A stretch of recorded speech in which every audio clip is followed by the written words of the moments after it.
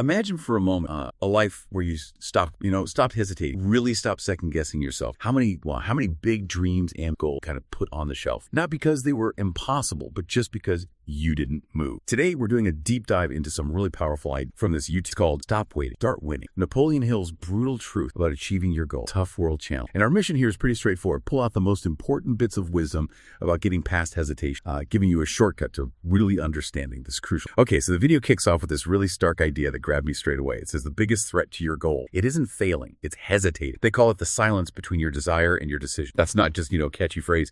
It really reframes where the real roadblocks. Yeah, and what's striking about that is how they dig into it. They argue most people fail, not because they lack talent or smarts or even opportunity, but because they just never start. It's a really strong point about how we confuse preparation with progress, like spending ages planning the trip and never leaving the house. It suggests just, starting is half the battle. Absolutely. And a big reason for that never start thing, the video says, is people wait for a feeling they call motivation. But honestly, it's pretty brutal about motivation. It calls it a liar, a trap dressed in inspiration. And it hammers home that really the time is never right. It completely flips how we usually think about tackling things, doesn't it? The truth, as they really drive home, is that motivation fades, emotion changes, but disciplined action, that's what rewires everything. And then it says, action creates inspiration, motion creates momentum, and this bit is key. You don't wait until you feel confident to act. No, you leap and the confidence follows. It's like turning our usual approach completely upside down.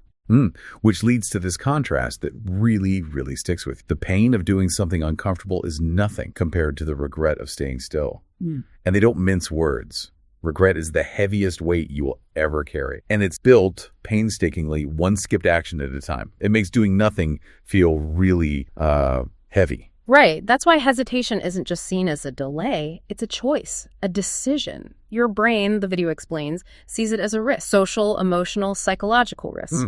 And that triggers those questions we all know. What if I fail? What will people think? Am I ready? And if you let them, these questions can actually start defining you. They convince you to give up before you even try. Okay, so if hesitation is basically a bad habit, then how do we break it? That's the big question, right? The source talks about something really fundamental, a shift in identity, moving from seeing yourself as like a hesitant thinker to really being a disciplined doer. And if we connect that to the bigger picture, it's basically about rewiring your brain. You do that by pairing thought with immediate action. Not tomorrow, not next week, like now. The whole point is to teach your nervous system that hesitation. It doesn't keep you safe. It just keeps you stuck. It's like retraining your gut instinct. Yeah, the message is powerful. Decisiveness becomes your identity. You don't need perfect timing. You don't need more confidence first. You don't need anyone's permission. What you really need is just movement. Act faster, and fear fades faster. Action is the cure. Forward is the answer. It's so direct. And that brings us to discipline, which the source reframes beautifully, I think, not as punishment, or restriction, but as the creator of freedom. Think about the people we admire in history, the legends. They were grounded in relentless self-discipline, the kind that shows up whether it's sunny or storming. It's bigger than how you feel on any given day. Yeah, the video draws such a clear line there. Motivation is a mood. Discipline is a mindset. The motivation might whisper, maybe later. But discipline, it just demands now, no negotiation. Which naturally brings up a question for a lot of people, I imagine. Okay, but what if I failed before? How does this apply then? The source gives a really strong answer. It says, past failures often weren't about lack of talent. They were about lack of follow-through, consistency. It praises the disciplined man, the one who keeps showing up even when it's tough, because they know deep down, discipline makes talent irrelevant. That consistency, sticking with it even when it feels hard. Well, it feels hard at first, but over time it becomes your identity. The video also tackles that big internal battle, right? The fact that your mind will lie to you. Yeah. It'll feed you those lines. You're not ready. What if you fail? This isn't the right time. We all hear that voice. And that voice, the source, it's not your conscience talking, it's your conditioning. It calls it a fortress of fear, built from all the doubts you've picked up, maybe from others, maybe from yourself. It makes you rehearse failure instead of victory. It's like playing the wrong tape in your head. So, okay, if your mind's playing tricks on you, how do you shut down that inner critic? The advice is pretty full on. Don't argue with it. Don't try to reason with it. Instead, dominate it with action. You destroy it by doing the exact thing it tells you not to do. It's like an act of defiance. It's a powerful way to think about it because the mind's like a muscle, right? Whatever you repeat gets stronger. Give in to fear. Fear gets stronger, face it. You build a stronger belief in yourself. The source pushes you to act before you feel ready, before you feel courageous, because confidence, that comes after the action. It completely reverses the usual order. The specific instruction is, well, it sounds simple, but it's profound. Ignore it long enough to act. Just let that voice scream and panic inside. Then go do what it told you not to. That's how you take back control. You starve it of attention, of obedience, of belief. Yeah, and ultimately, the people who change the world, they aren't the ones with no fear. They're those who act in spite of it. The legends we look up to, the source says, felt it too, but they moved anyway. It's about courage, isn't it? Not being fearless. Okay, so once you take that first, maybe scary step, something else starts happening, something powerful.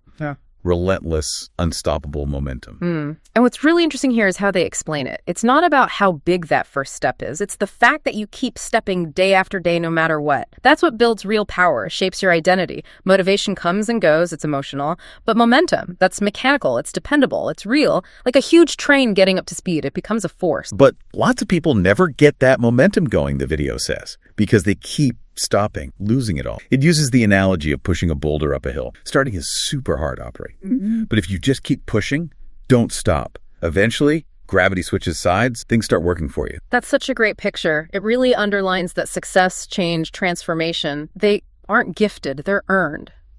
One step at a time, one choice at a time, one hard day at a time. The key message is, stop restarting your life. Just keep going. Don't break the chain. It sums it up so well. You are not your mood. You are not your fear. You are what you do consistently. That consistency, just stacking those bricks one by one every day, eventually builds this like unshakable fortress. And the secret, it's simply that you didn't stop. You didn't restart. Right.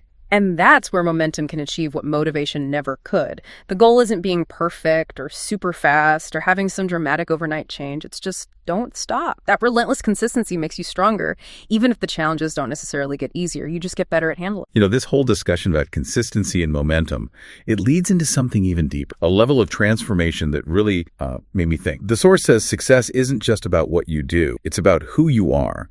Or more importantly, who you believe you are. Yeah, and if you think about how our brains actually work, that's huge. Your brain is literally hardwired to stay consistent with who you think you are. So if deep down your identity is still whispering, but that's not really me, well, your own behavior will find ways to pull you back, sabotage your progress. It happens subconsciously, even if you consciously want the goal. Exactly. So you can't become fearless if you keep identifying as someone who's scared. It just doesn't compute. The solution they offer is pretty radical. You become the kind of person who must succeed. And that's not just positive thinking. It means actively rewiring your self-image, upgrading how you see yourself, changing your internal standard. It's a total shift. You don't just change your habits, you change your standard. You stop saying things like, I'll try. You start saying, this is who I am now. And that's not about faking it. It's a genuine decision, a declaration about who you are choosing to be. And once you make that decision, that powerful decision, the question inside your head changes. It's not, can I do this anymore? It becomes, what would someone like me do right now? And the source points out, that's how elite performers think. They just operate from that identity. They expect excellence from themselves. It's true. You embody it. You are success in motion. Every time you show up, every choice you make that lines up with that new identity, it just makes it stronger. And the ultimate payoff, it kills fear permanently. Because, as they say, fear can't live in a mind that knows who it is. It just has no room. Okay, then the video gets into something that underpins all of this transformation. It talks about becoming your own authority, developing internal standards that are non-negotiable. It defines this very simply, self-respect. Self-respect is the foundation of greatness. That's a powerful statement. It's like the invisible engine behind consistency, behind confidence. When you genuinely respect yourself, you just don't break promises you make to yourself. Because doing that, being inconsistent, it sends a message deep down to your subconscious, a message that your words mean nothing, which is incredibly damaging over time. So what that means for you, the listener, is when you truly become your own authority, you stop looking outside yourself for permission or approval. Your actions don't shift depending on who's watching because, as the source puts it so powerfully, the person you respect the most is always in the room. You. And that self-respect builds this incredible inner strength. It's unshakable. The challenge then is to raise your standard and not break it. Means defining your own code. What do you stand for? What do you demand from yourself? What actions are just off the table, non-negotiable? But there's a huge obstacle that comes up here, right? One that the source calls out very directly, excuses. They're described as seductive, as poison, The silent killers of ambition. We all know them. You don't need more time or better luck or everything to be perfect. You need to get rid of that story in your head that says, I'll do it when. Fill in the blank. The truth is blunt, isn't it? The video says you can either have results or you can have excuses. But you can't have both. Simple as that. It really pushes you to identify the lies you tell yourself and then burn the excuses. Replace them active. So I can't with I must.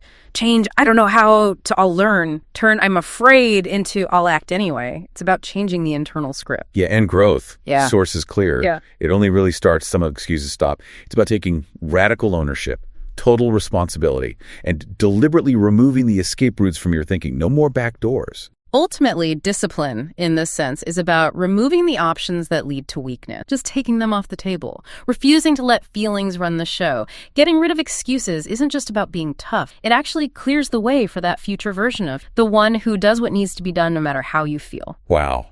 We've really covered a lot today, haven't we? We've looked how hesitation holds us back, how discipline is the engine for action, how to deal with that negative inner voice. We talked about building unstoppable momentum, how changing your identity changes everything, and finally, how vital self-respect and ditching excuses are.